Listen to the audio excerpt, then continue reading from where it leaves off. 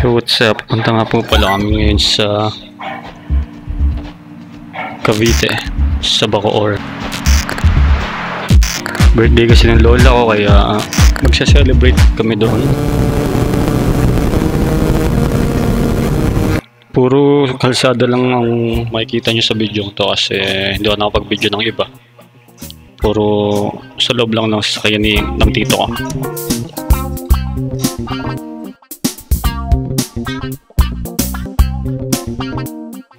Bale, kasama ko pala dito yung mga pinsan ko tsaka yung kanilang mga asawa at aasawahin pa lamang. Medyo tahimik yung biyahe namin kasi madaling araw kami nagbiyahe. Medyo pagod ang lahat.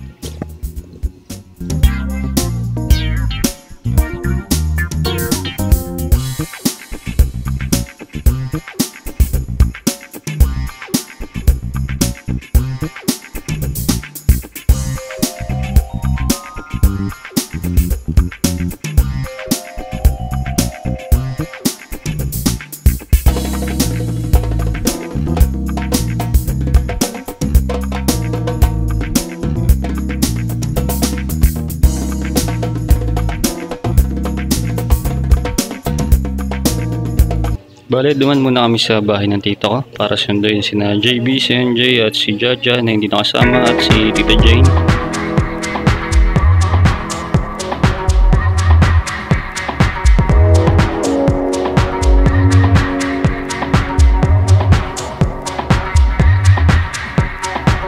Kung nga pala, paalala ko lang ulit, ang video ito ay puro daan lang talaga makikita nyo. Kasi yun lang talaga na videoan ko. Tapos yung iba pa mga video ay nakurap pa. Kaya sana ay ma-enjoy nyo pa rin. Kasi na-enjoy ko talaga yung view habang nagbibiyahe. Nakakita ko ng maraming motor, sasakyan.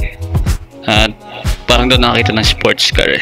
Pero sana susunod meron. Kasi astig talaga makakita ng sports car sa daan.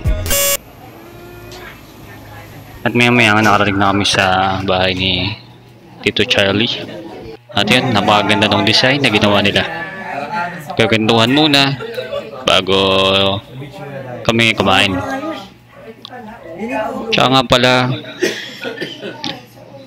magkakaroon din kami ng picture taking. Maya. Siyempre kumain muna kami.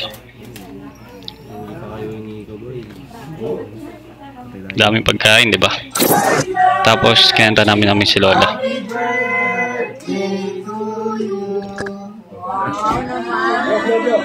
O inay. Hello, o inay. Mamaya na umiyak. Inay pangalwa niya. Mamaya na daw umiyak. Hipe. Hipi pala. Laksi.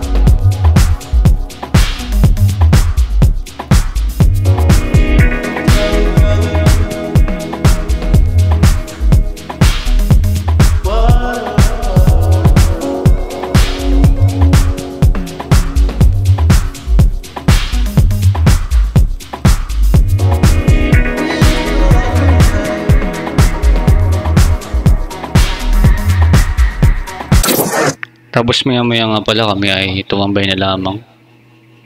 Yan, kasama ko mga pamangkin ko at pinsan ko. Chill na chill, di ba?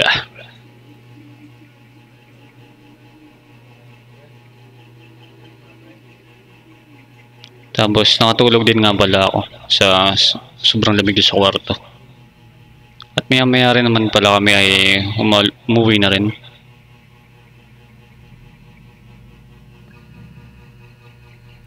Tapos inabutan pa kami ng ulan sa daan. lang naman ang kanya.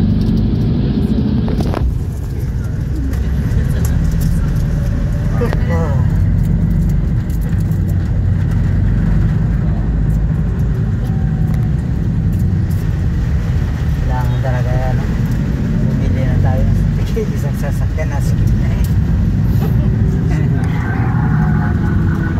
Pero maya-maya nga rin naman ay tumila na rin yung ulan.